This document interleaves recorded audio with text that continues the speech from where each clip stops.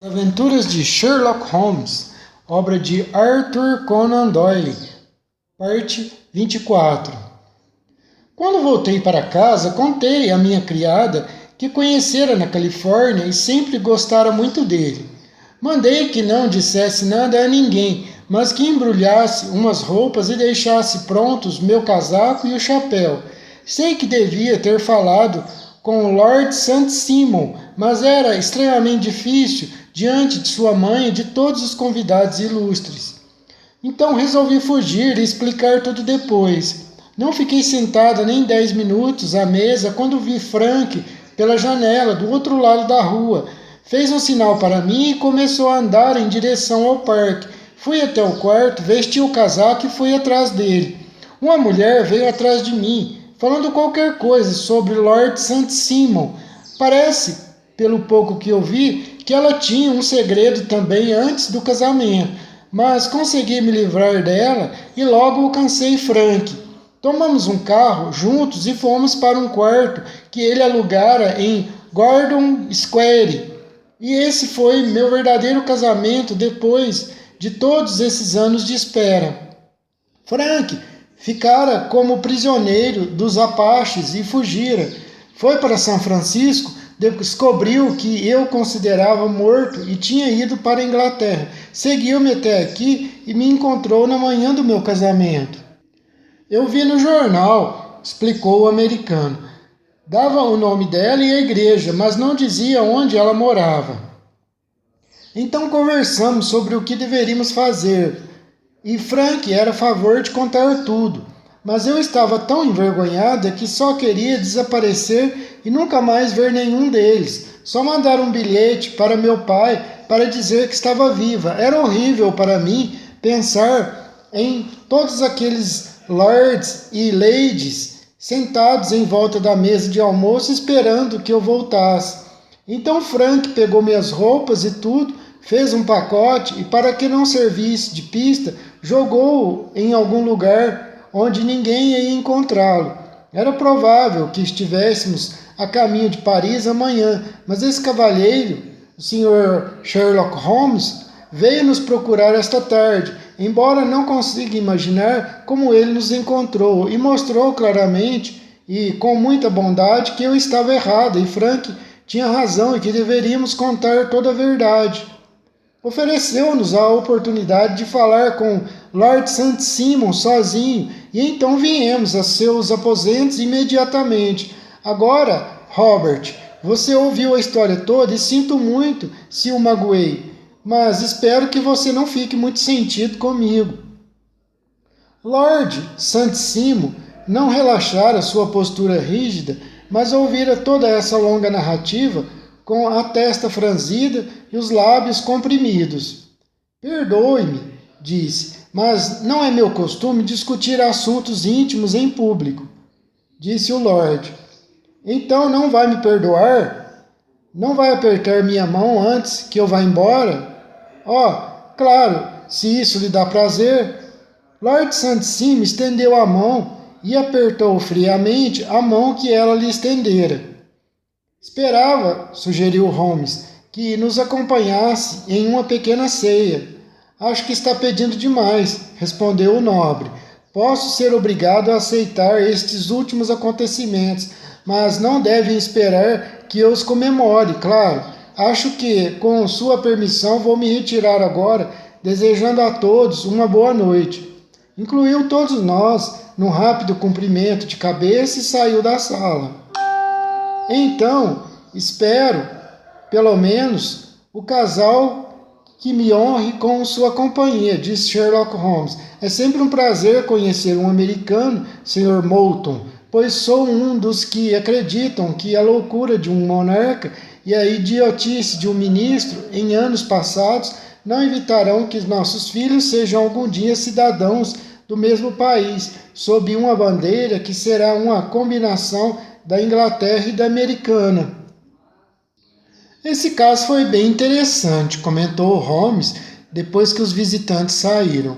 Serve, Watson, para demonstrar claramente que a explicação de um mistério pode ser muito simples, está vendo?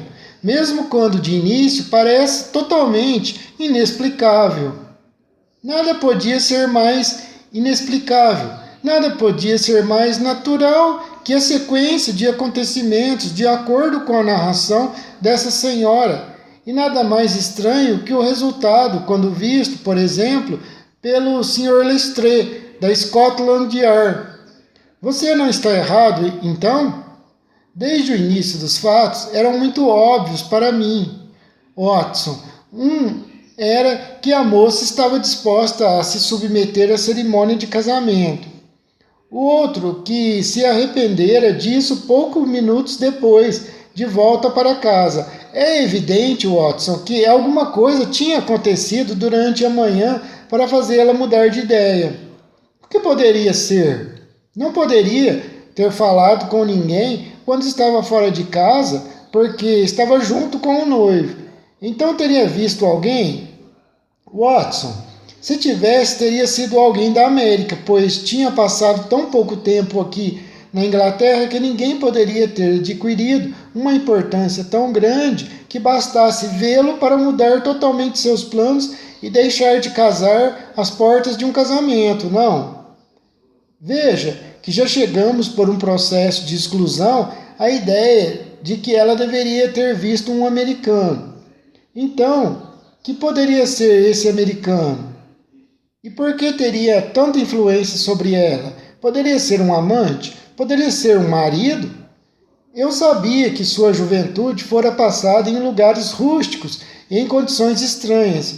Já havia chegado a esse ponto antes de ouvir a narrativa do Lord St. Simon, quando nos contou a respeito do homem no banco da igreja, da mudança no estado de espírito da noiva, da maneira tão óbvia de conseguir passar um bilhete, deixando cair o buquê, da conversa com a criada particular e a alusão muito significativa a se apossar de terras, que em linguagem dos mineiros quer dizer tomar posse daquilo a que outra pessoa já tem direito. A situação ficou absolutamente clara. Ela fugira com um homem e esse homem era um amante ou marido anterior, e as probabilidades eram a favor dessa última hipótese. E como foi que os encontrou, Holmes? Talvez tivesse sido difícil, Watson, mas nosso amigo Lestrade tinha esta informação nas mãos e não lhe deu valor. As iniciais eram, claro, de grande importância, porém mais valioso ainda era saber que nessa semana ele pagara a conta em um dos hotéis mais exclusivos de Londres. Como sabia que era exclusivo, Holmes? Ora, Watson, pelos preços exclusivos. 8 shillings por um quarto e 8 pence por um copo de xerez mostravam que se tratava de um dos hotéis mais caros da cidade. Não há muitos em Londres que cobram esses preços. No segundo, que visitei na Avenida Northumberland, vi pelo registro que Francis H. Moulton, um cavalheiro americano, saíra no dia anterior e, verificando os itens de sua conta, encontrei exatamente os mesmos que vira na duplicata da conta. A correspondência era para ser enviada a 226 Gordon Square, de modo que fui até lá e tive a sorte de encontrar o casal amoroso em casa. Arrisquei-me a dar-lhes alguns conselhos paternais e mostrar que seria melhor, sobre todos os aspectos, que esclarecessem sua posição para o público em geral e para Lord St. Simon particularmente. Convidei-os a se encontrarem com ele aqui e, como viu, obriguei-o a comparecer. Mas sem resultado nenhum, comentei. A atitude dele não foi nada elegante, Holmes.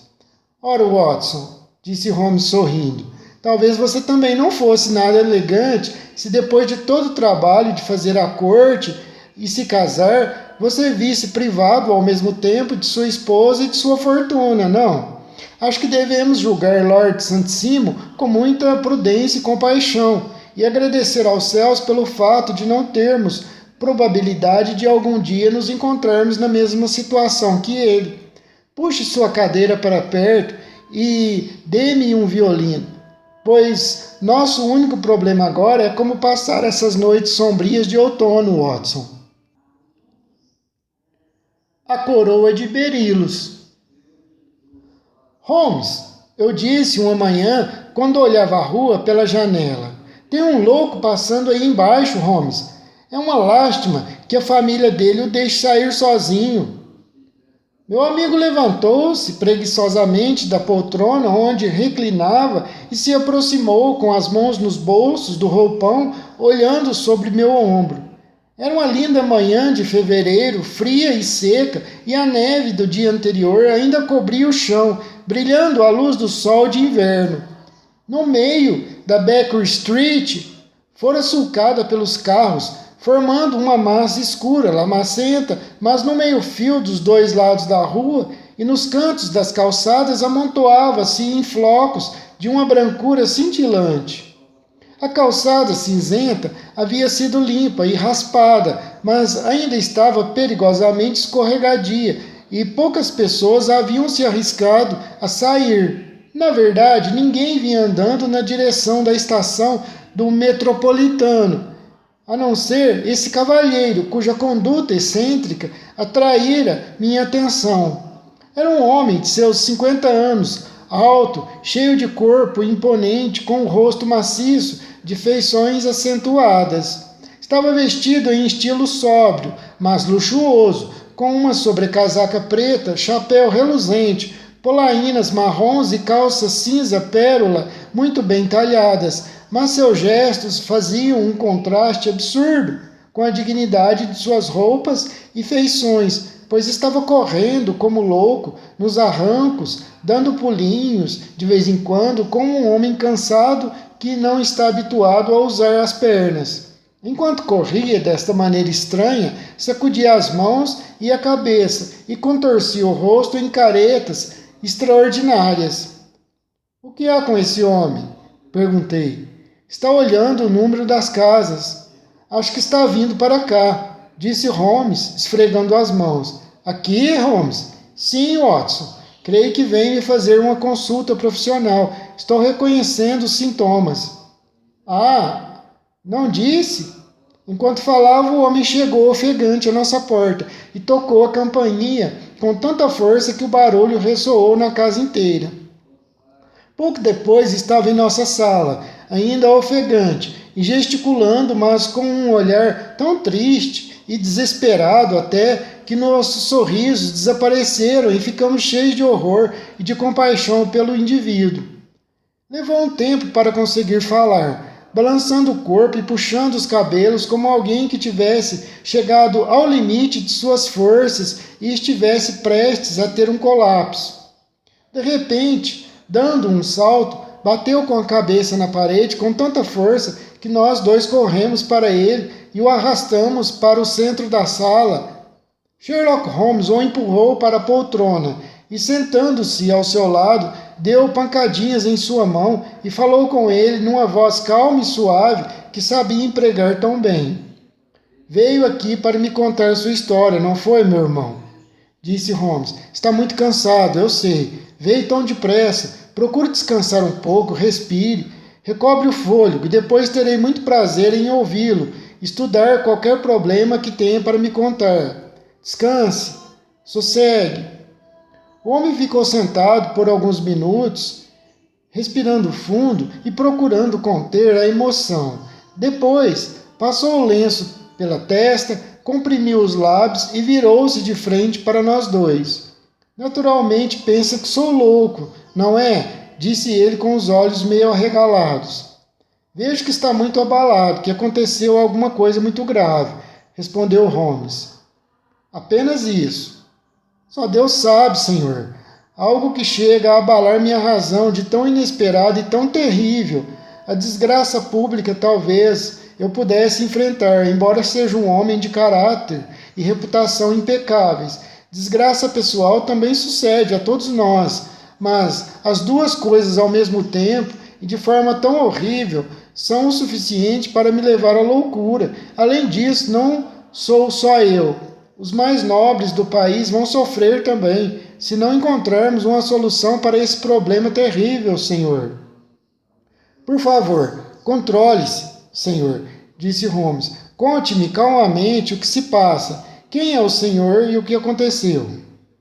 Meu nome, respondeu nosso visitante, deve ser-lhe familiar. Sou Alexander Holder, da firma bancária Holder Stevenson, da Third Landley Street. O nome era realmente muito conhecido e pertencia ao sócio majoritário da segunda maior firma bancária privada da cidade de Londres. O que poderia ter acontecido para deixar um dos principais cidadãos da grande metrópole nesse estado tão lastimável? Aguardamos, cheios de curiosidade, até que, com grande esforço, ele se preparou para contar sua história. Sinto que o tempo é precioso, disse, e é por isso que corri para cá quando o inspetor de polícia sugeriu que eu devia tentar obter sua cooperação. Vim para a Baker Street de metrô e de lá a pé, correndo, pois vi que os carros estavam indo muito devagar com toda essa neve. É por isso que fiquei sem fôlego, pois sou um homem que não faz nenhum exercício. Estou me sentindo melhor agora e vou contar os fatos da maneira mais resumida e clara possível. Os senhores, naturalmente, sabem que o sucesso de uma firma bancária depende tanto de nossa habilidade em encontrar investimentos rendosos para nossos fundos, quanto da capacidade de ampliar nossos conhecimentos e o número de nossos depositantes. Uma das maneiras mais lucrativas de investir dinheiro é em forma de empréstimos, quando as garantias são inquestionáveis. Temos atuado muito nesta área nos últimos anos e há muitas famílias nobres a quem temos emprestado grandes quantias, aceitando como garantia seus quadros, bibliotecas ou prataria.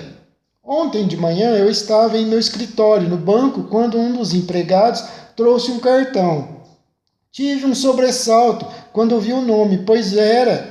Bem, talvez mesmo para os senhores seja melhor dizer somente que era um nome conhecido no mundo inteiro, um dos nomes mais conhecidos, mais nobres, mais elogiados da Inglaterra. Fiquei assombrado com tanta honra e quando ele entrou, tentei expressar meus sentimentos, mas ele começou logo a falar de negócios, com o ar de quem quer se livrar rapidamente de uma tarefa desagradável. Sr. Holder, disse, fui informado que o senhor costuma emprestar dinheiro. A firma faz isso quando há garantia boa, respondi. É absolutamente essencial para mim, disse ele, conseguir 50.000 libras imediatamente. Poderia, claro, obter essa soma insignificante com meus amigos, mas prefiro que seja um negócio. E quero tratar desse negócio pessoalmente. Era minha posição. O senhor há de compreender que não convém uma pessoa ficar devendo favores a ninguém. Por quanto tempo, se me permite perguntar, vai precisar dessa quantia? Na próxima segunda-feira devo receber uma grande quantia que me é devida e certamente lhe pagarei então o que me adiantar agora e mais os juros que achar correto cobrar, mas é absolutamente essencial que eu tenha esse dinheiro imediatamente. Bom, eu teria o maior prazer em adiantar-lhe essa quantia do meu próprio bolso agora mesmo, eu disse, se não fosse um pouco acima da minha possibilidade.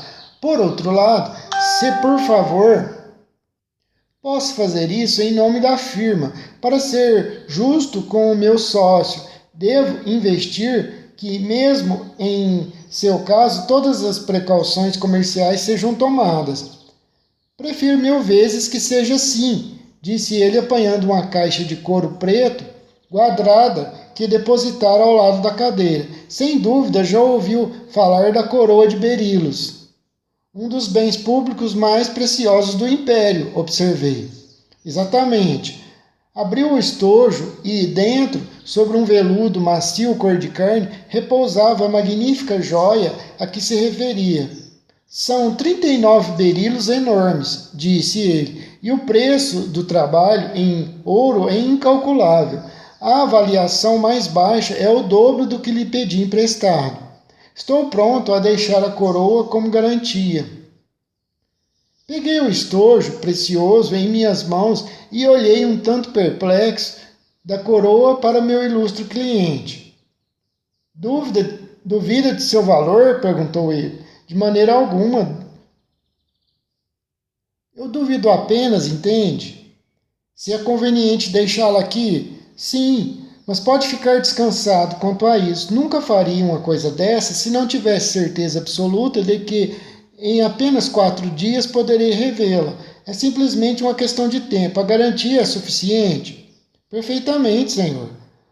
O senhor compreende, senhor Holder, que estou lhe dando uma grande prova da confiança que deposito no senhor, com base em tudo que me disseram ao seu respeito. Confie no senhor não só para ser discreto e não dizer uma só palavra sobre esse negócio que fazemos, como também para proteger essa coroa com todas as precauções possíveis, pois é desnecessário dizer que haveria um enorme escândalo público se alguma coisa acontecesse com ela. Qualquer dano seria tão grave quanto sua perda total, pois não há no mundo inteiro berilos iguais a esses, e seria totalmente impossível substituí-los numa reforma. Mas vou deixá-la com o senhor com toda a confiança e virei buscá-la pessoalmente segunda-feira de manhã, tudo bem? Vendo que meu cliente estava ansioso para ir embora, não disse mais nada. Chamei o caixa e dei ordem para que pagasse a quantia de 50 mil libras em notas de 1.000.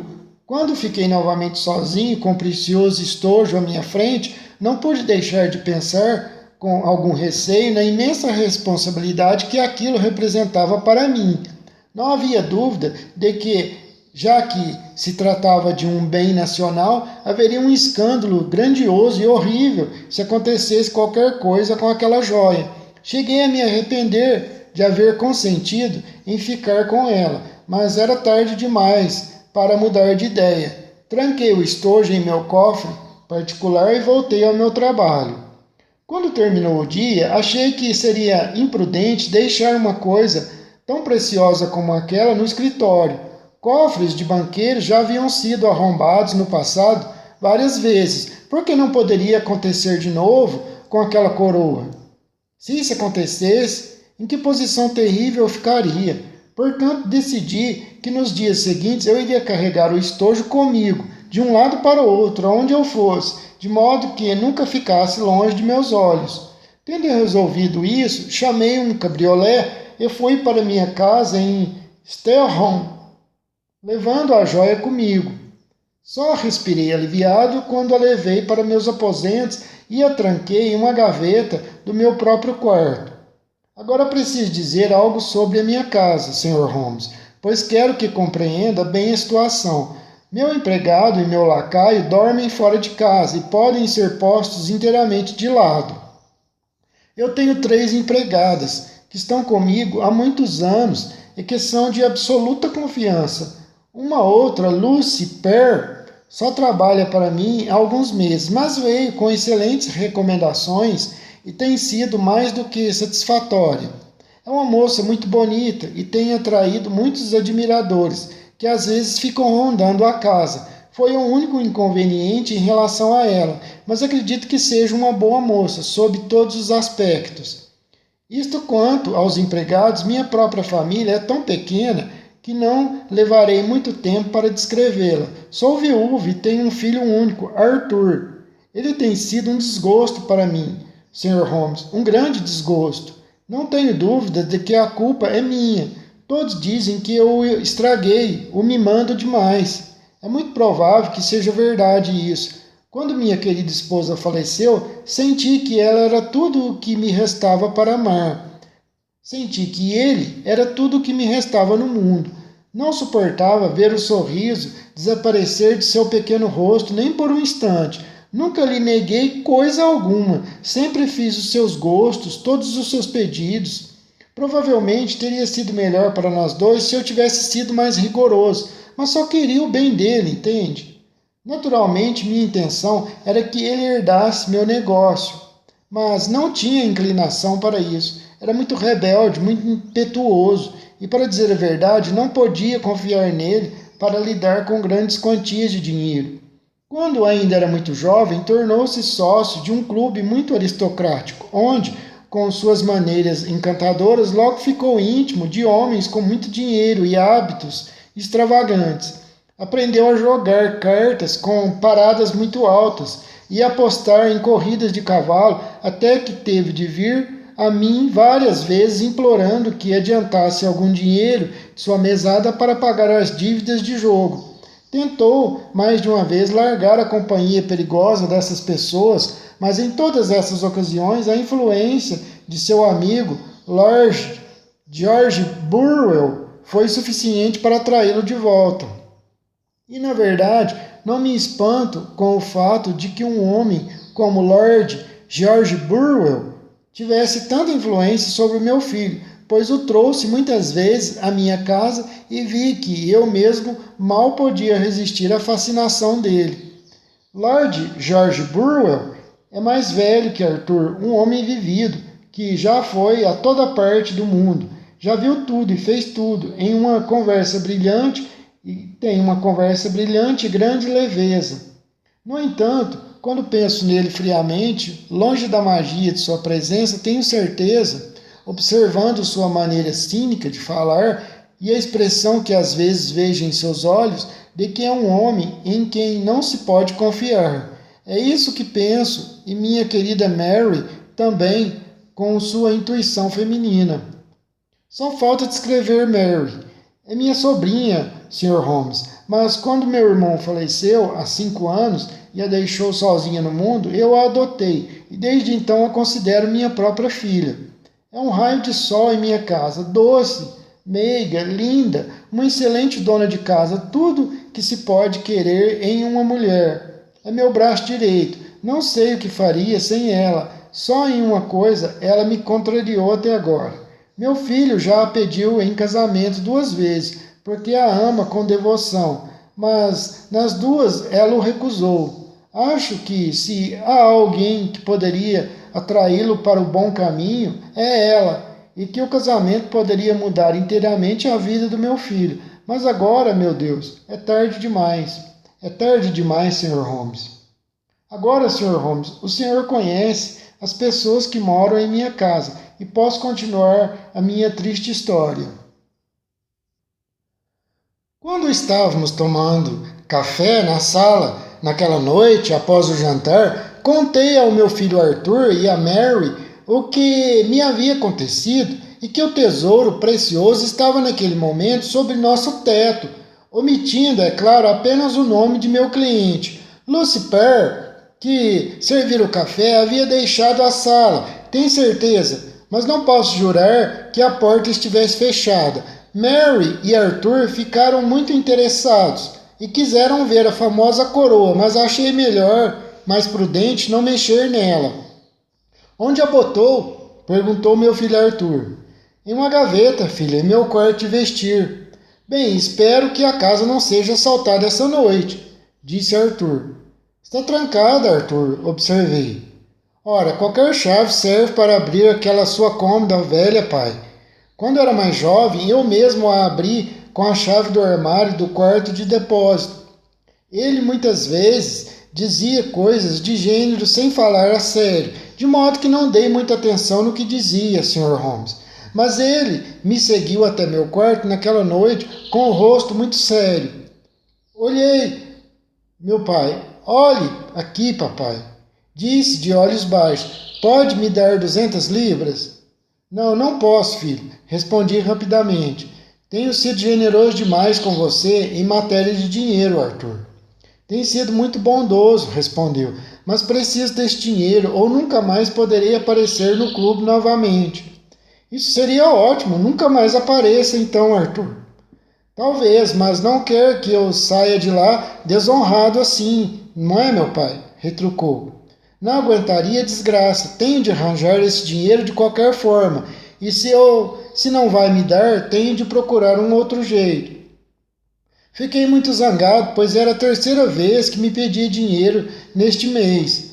Não verá mais um tostão meu, gritei. E com isso, ele balançou a cabeça num cumprimento e saiu do quarto sem dizer mais nada.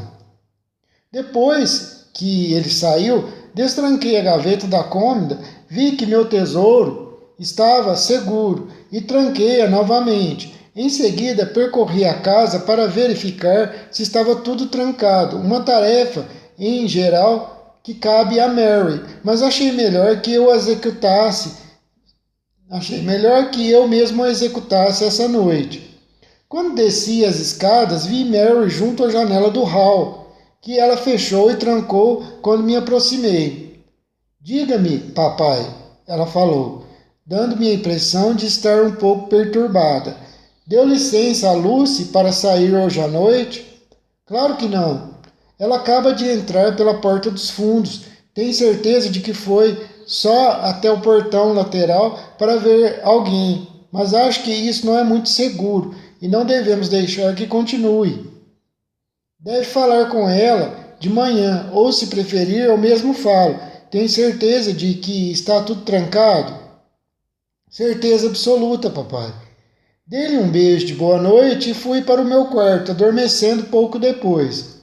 Estou tentando contar-lhe tudo que possa ter alguma relação com o caso, Sr. Holmes, mas peço-lhe que faça perguntas sobre qualquer coisa que não lhe pareça clara. Pelo contrário, sua narrativa é bastante precisa. Estou chegando agora a uma parte da história que quero que seja especialmente clara. Não tenho sono pesado e a ansiedade que estava sentindo, sem dúvida, contribuiu para torná-lo mais leve ainda. Por volta de 2 da manhã, fui acordado por algum ruído dentro de casa. Cessou antes que eu estivesse totalmente acordado, mas tive a impressão de que uma janela fora fechada suavemente em algum lugar. Fiquei deitado com os ouvidos atentos. De repente, para meu horror, ouvi o som nítido de passos no quarto ao lado. Saí da cama tremendo e rapidamente e olhei pelo canto da porta do meu quarto de vestir. Arthur, gritei, seu vilão, ladrão, como ousa tocar nessa coroa? A lamparina de gás estava com a chama baixa, como a deixara, e meu filho desgraçado, vestindo apenas a camisa e calças, estava de pé perto da luz com a coroa nas mãos. Parecia estar torcendo a ponta ou querendo arrancá-la com toda a força. Ao ouvir meu grito, ele a deixou cair e ficou pálido como um morto. Peguei a coroa e examinei-a. Uma das pontas de ouro, com 3 berilos, estava faltando, Sr. Holmes. Seu canalha, gritei, totalmente fora de mim, de tanta raiva. Você a destruiu, desonrou-me para sempre. Onde estão as pedras que você roubou? Roubei, exclamou. Sim, seu ladrão. Berrei sacudindo-o pelos ombros. Não está faltando nenhuma pedra. Não pode estar faltando, ele disse. Estão faltando 3 berilos, e você sabe onde estão. Será que vou ter de chamá-lo de mentiroso, além de ladrão? Não vi você tentando arrancar mais um pedaço? Já me insultou demais, ele disse. Não vou mais suportar isso. Não direi nenhuma palavra sobre esse assunto. Já que resolveu me insultar, deixarei sua casa de manhã e vou tentar minha vida sozinho. Você a deixará pelas mãos da polícia, gritei, louco de desgosto e raiva. Vou investigar esse assunto até o fim, Arthur. Não vai conseguir arrancar nada de mim, disse com uma violência que nunca pensei que pudesse demonstrar. Se quer chamar a polícia, então eles que descubram o que puderem. A essa altura, a casa toda estava acordada, porque eu gritara de raiva.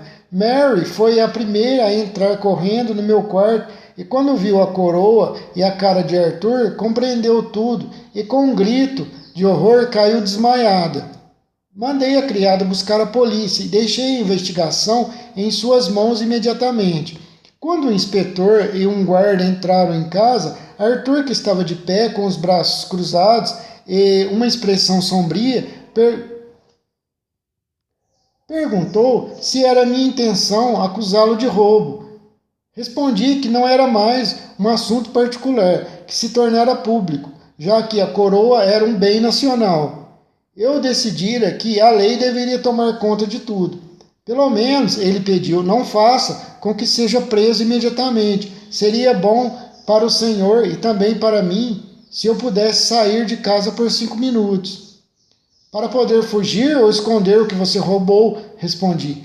Então, percebendo a terrível posição em que se encontrava, Arthur ficou pensativo, de cabeça baixa. Eu aproveitei para lhe dizer que se lembrasse de que não só a minha honra, mas também a honra de alguém muito superior estava em jogo, que iria provocar um escândalo que abalaria a nação. Ele poderia evitar tudo isso se me dissesse o que fizera com as 3 pedras que faltavam. É melhor encarar o fato, eu disse. Você foi pego em flagrante e nenhuma confissão tornaria sua culpa mais odiosa. Se você apenas se retratar, como pode fazer, e nos disser onde estão os berilos, tudo será esquecido e perdoado, Arthur. Guarde seu perdão para quem lhe pedir, respondeu, virando as costas com desdém. Vi que ele estava insensível demais para que minhas palavras o influenciassem. Só havia uma coisa a fazer. Chamei um inspetor e mandei prendê-lo. Fizeram imediatamente uma busca, não só revistando, mas também em seu quarto e todos os lugares da casa onde ele poderia ter escondido as pedras, mas não encontraram nenhum vestígio delas. E nem o rapaz abriu a boca, apesar de todas as nossas súplicas e ameaças. Hoje de manhã ele foi transferido para uma cela e eu, depois de passar por todas as formalidades policiais, vim aqui correndo para lhe implorar que use sua grandiosa habilidade para esclarecer o assunto, Sr. Holmes. A polícia confessou abertamente que, no momento, não pode fazer mais nada. O senhor pode gastar tudo que for necessário. Já ofereci uma recompensa de 1000 libras. Meu Deus, o que devo fazer? Perdi minha honra, minhas pedras e meu filho. Tudo em uma noite. O que vou fazer, Sr. Holmes? Segurou a cabeça com as mãos e balançou o corpo de um lado para o outro, murmurando baixinho, como uma criança cujo sofrimento se tivesse tornado insuportável. Sherlock Holmes ficou sentado em silêncio por alguns minutos com a testa franzida e os olhos fixos no fogo. O senhor recebe muita gente, senhor? Não, Sr. Holmes, a não ser meu sócio e sua família, e às vezes algum amigo de Arthur, Lord George Burwell, principalmente, esteve lá várias vezes ultimamente. Ninguém mais, acho. Sai muito socialmente? Arthur sai, Mary e eu ficamos em casa, Sr. Holmes. Nenhum de nós dois gosta muito de sair. Isso não é muito comum para uma moça, senhor. Ela é muito tranquila. Além disso, não é tão moça assim. Já tem 24 anos. O que aconteceu, pelo que disse, parece que a abalou muito também. Profundamente. Está ainda pior do que eu, Sr. Holmes. Nenhum dos dois tem a menor dúvida de que seu filho é o culpado. Como podemos ter, Sr. Holmes, se eu o vi com a coroa em mãos, com meus próprios olhos? Não considero isso uma prova conclusiva, senhor. O resto da coroa foi danificada de alguma maneira. Sim, ela ficou torcida, Sr. Holmes. Não acha então que ele talvez estivesse tentando consertá-la? Deus o abençoe. Está fazendo o que pode por ele e por mim, mas é uma tarefa impossível, Sr. Holmes. O que estava fazendo ali, em primeiro lugar? No quarto onde estava a coroa. Se seu objetivo era inocente, por que não disse logo? Exatamente. E se fosse culpado, por que não inventou uma mentira? Seu silêncio, a meu ver, pode ser pelas 2 razões, senhor. Há vários pontos singulares nesse caso que me conta. O que a polícia achou do barulho que o acordou? Eles acharam que poderia ter sido provocado por Arthur ao fechar a porta de seu quarto. Muito pouco provável, disse Holmes. Um homem com a intenção de praticar um crime não iria bater uma porta e acordar a casa inteira. E o que disseram do desaparecimento das pedras? Ainda estão examinando o assoalho e os móveis na esperança de encontrá-las. Pensaram em procurar fora da casa? Sim, eles têm demonstrado uma energia extraordinária. Já examinaram minuciosamente o jardim inteiro, Sr. Holmes.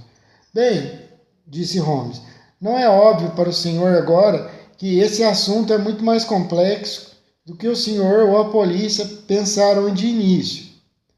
Pareceu-lhe ser um caso muito simples. Para mim, parece extremamente complicado. Considere o que sua teoria representa. O senhor supõe que seu filho saiu da cama, foi com grande risco ao seu quarto de vestir, abriu sua cômoda, tirou a coroa, quebrou com esforço um pedaço, foi para outro lugar, escondeu 3 pedras das 39, tão bem que ninguém conseguiu achá-las e depois voltou com as outras 36 para o quarto onde se expunha ao risco extremo de ser encontrado. Agora pergunto ao senhor, essa história é convincente? Mas não existe outra, Sr. Holmes, exclamou o banqueiro com um gesto de desespero. Se seus motivos eram inocentes, por que não os explica então? É nossa tarefa descobrir isso, respondeu Holmes. De modo que agora, se me permite, Sr. Holder, vamos para Streatham juntos, passar uma hora examinando mais exatamente os detalhes. Meu amigo insistiu que os acompanhasse em sua expedição, o que estava ansioso para fazer, pois minha curiosidade e compaixão haviam sido despertadas pela história que tinha acabado de ouvir. Confesso que a culpa do filho do banqueiro parecia tão evidente para mim quanto para seu infeliz pai, mas eu ainda tinha tanta confiança na opinião de Holmes que senti que devia haver motivos para se ter esperança, já que ele não estava satisfeito com a explicação dada.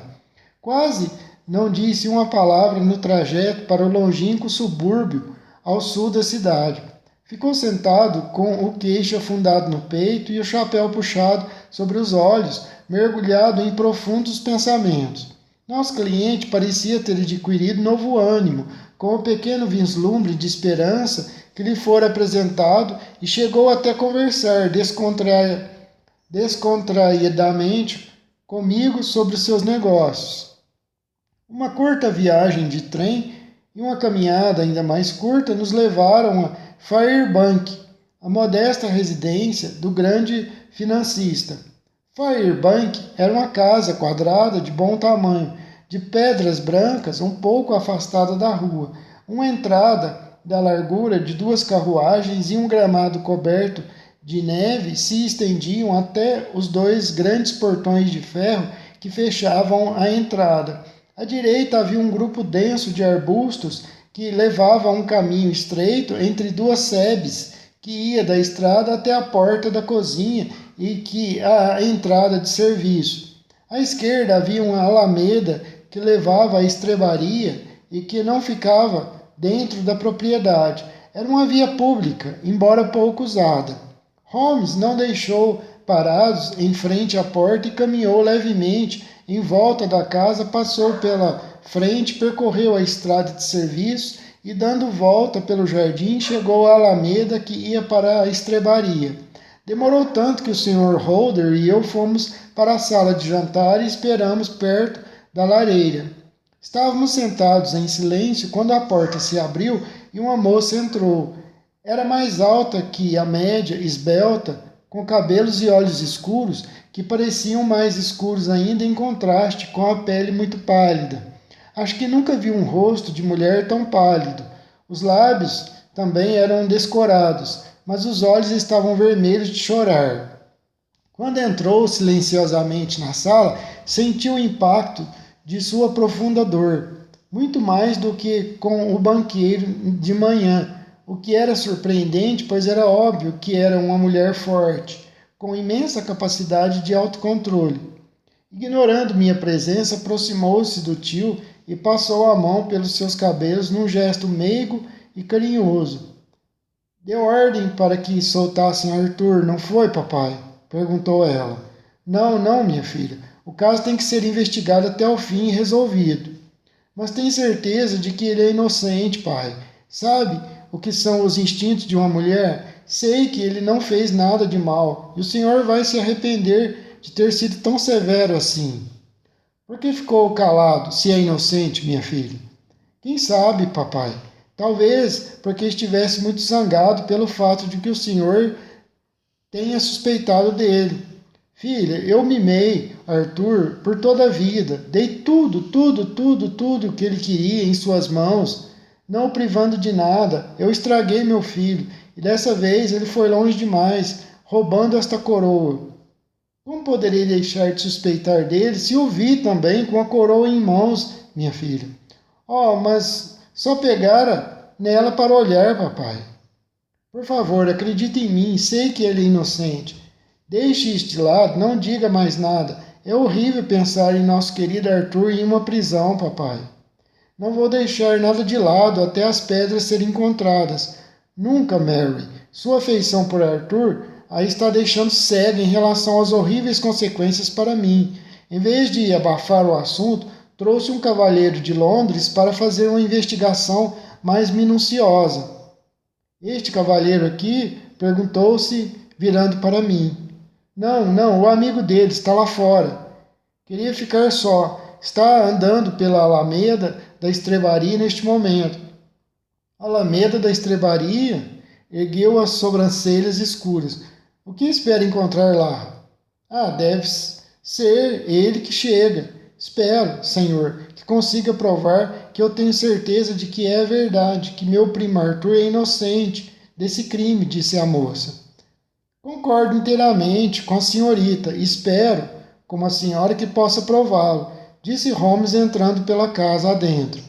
Voltando até o capacho para sacudir a neve dos sapatos, disse, creio que tenho a honra de falar com a senhorita Mary Older.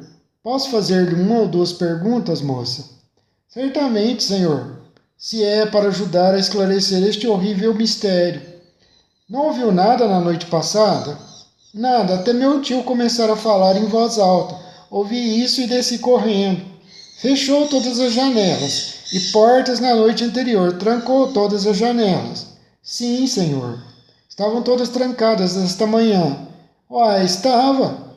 Tem uma criada que tem um namorado. Acho que comentou com seu tio na noite passada que ela saíra para vê-lo, como ele próprio me disse. Sim, e foi ela que nos serviu na sala e que talvez tenha ouvido os comentários de meu tio sobre a coroa.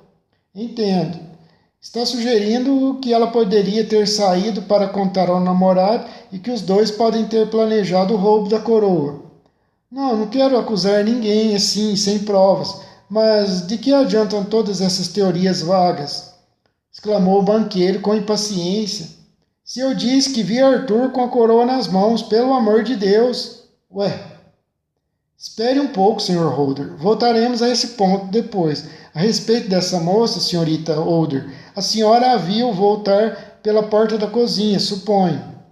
Sim, quando fui verificar se a porta estava trancada, encontrei-a entrando sorrateiramente. Vi o homem também, no escuro. A senhora o conhece? Sim, é o rapaz que traz nossas verduras. Seu nome é Francis Prosper. É namorado dela. Ele estava, disse Holmes, à esquerda da porta, isto é, tinha ido até mais longe no caminho do que era necessário para chegar à porta. Sim, senhor. E é um homem que tem uma perna de pau? Algo parecido com o medo surgiu nos olhos dela. Curos. É um homem com a perna de pau? Algo parecido com o medo surgiu nos olhos escuros e expressivos da moça. O senhor parece um mágico ou um vidente. Como pode saber disso? Ela sorriu, mas o rosto magro de Holmes continuou sério.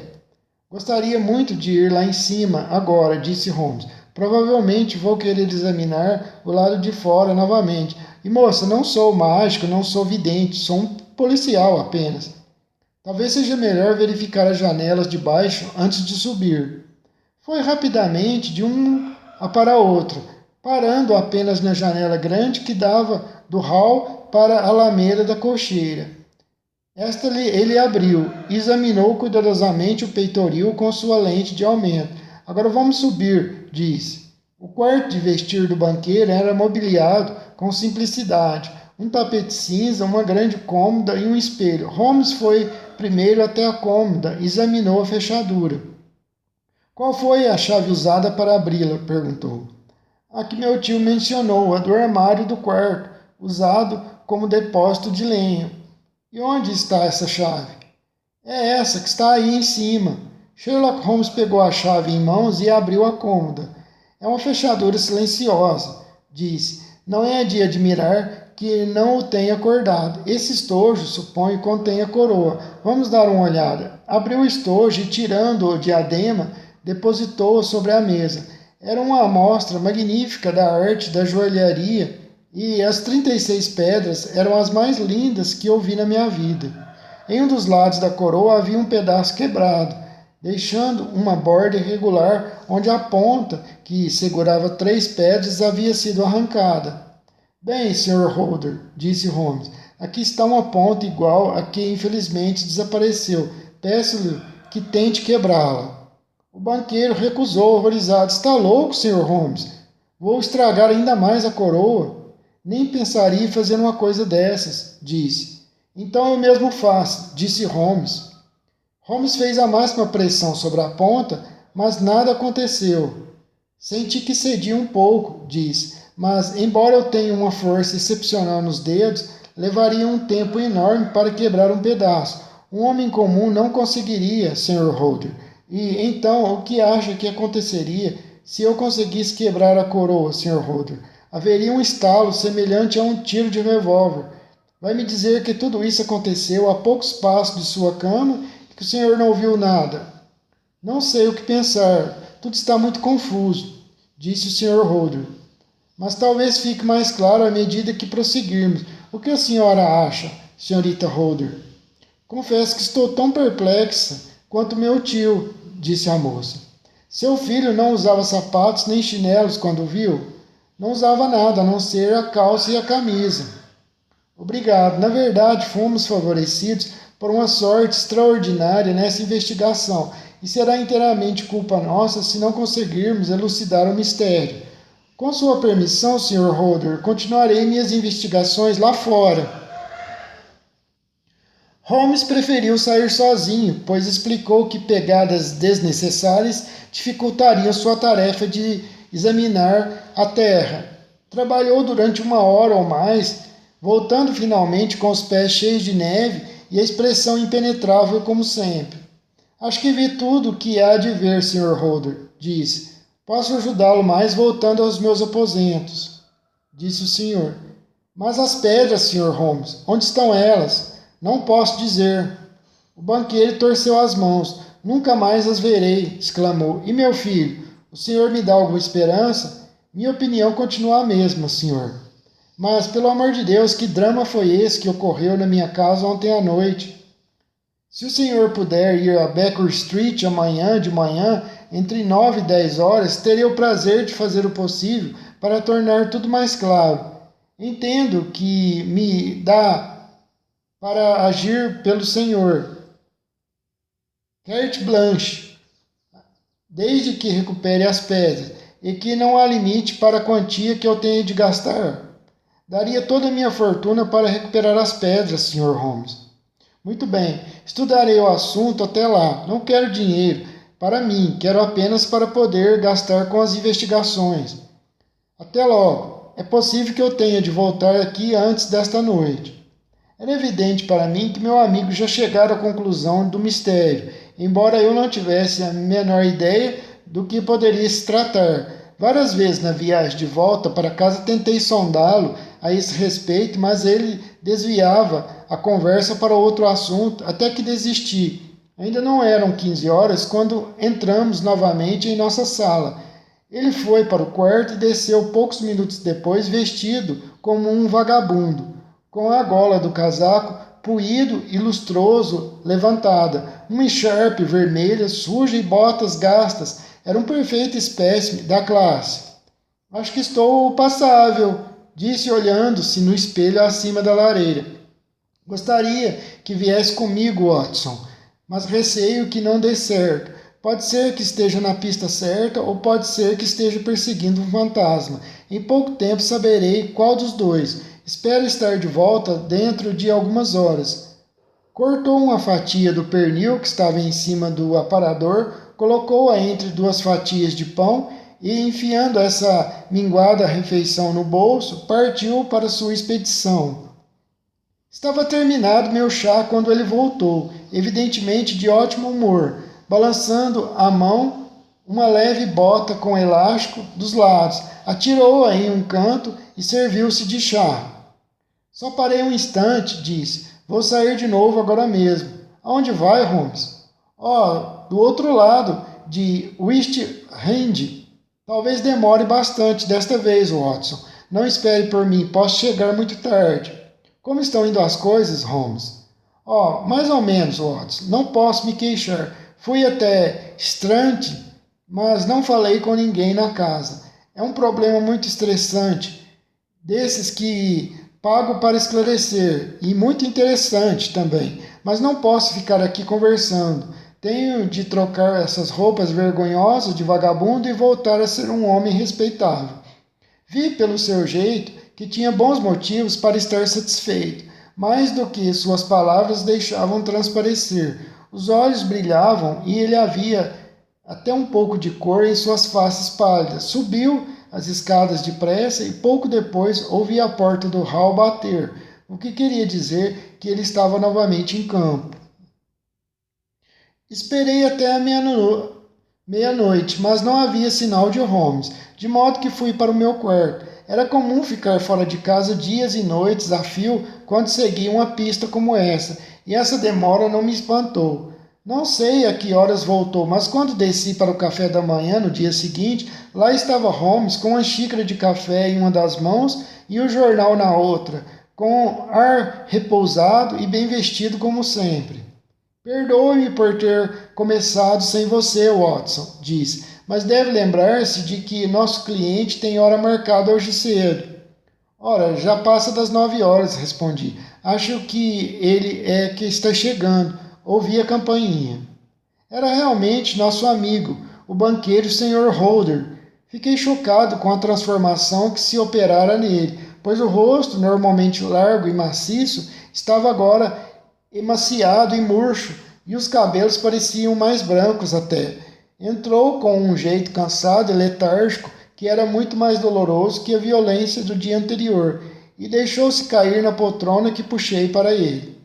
Não sei o que fiz para ser castigado dessa maneira, disse o banqueiro. Apenas 2 dias eu era um homem feliz e próspero, sem nenhum problema. Agora enfrento uma velhice solitária e sem honra. Um desgosto vem atrás do outro. Minha sobrinha Mary me abandonou, Sr. Holmes. Abandonou? Sim, sua cama estava intacta esta manhã. Seu quarto estava vazio e havia um bilhete para mim na mesa do hall. Disse-lhe ontem à noite, com pesar e não com raiva, que ela tivesse se casado com meu filho, talvez tudo teria sido diferente. Talvez não devesse ter dito isso. É a isso que ela se refere neste bilhete. Meu querido tio, a quem chamo de pai, sinto que fui eu a causa desses problemas e que se eu tivesse agido de modo diferente, essa desgraça não teria acontecido. Não poderei, com essa ideia em minha mente, nunca mais ser feliz debaixo de seu teto e sinto que devo deixá-lo para sempre. Não se preocupe com meu futuro, pois está garantido. E, acima de tudo, não me procure, porque será inútil e prejudicial para mim. Na vida e na morte serei sempre a que muito lhe quer, Mary. O que ela quer dizer com este bilhete, Sr. Holmes? Acha que indica alguma coisa, que foi embora para longe? Sei lá, para outro país? Não, nada disso, Sr. Holder. Talvez seja a melhor solução. Acho, Sr. Holder, que o senhor está chegando ao fim de seus problemas. Como assim? O senhor está dizendo isso? O senhor ouviu alguma coisa, Sr. Holmes? O senhor descobriu alguma coisa? Onde estão as pedras, Sr. Holmes? Sr. Holder, não considera 1.000 libras, cada uma delas, um preço muito excessivo? Eu pagaria até 10.000, Sr. Holmes. Isso não será necessário. 3.000 libras são suficientes. E há uma pequena recompensa, imagino. Está com seu talão de cheques? Aqui está uma pena. É melhor fazer o cheque de 4.000 libras. Com um ar aturdido, o banqueiro preencheu o cheque. Holmes foi até a escrivaninha, tirou um pedaço triangular de ouro com 3 pedras engastadas e jogou sobre a mesa. Com uma exclamação de alegria, nosso cliente os agarrou. O senhor conseguiu, balbuciou. Estou salvo, estou salvo. A reação de alegria foi tão violenta quanto fora sua dor, e apertou as pedras contra o peito. Há mais uma coisa que o senhor deve. Sr. Holder, disse Holmes novamente. Devo? Ele pegou a pena. Diga-me quanto e pagarei tudo. Não, a dívida não é comigo. O senhor deve um pedido de desculpas, com toda humildade, àquele nobre rapaz, seu filho, que se portou neste caso de uma maneira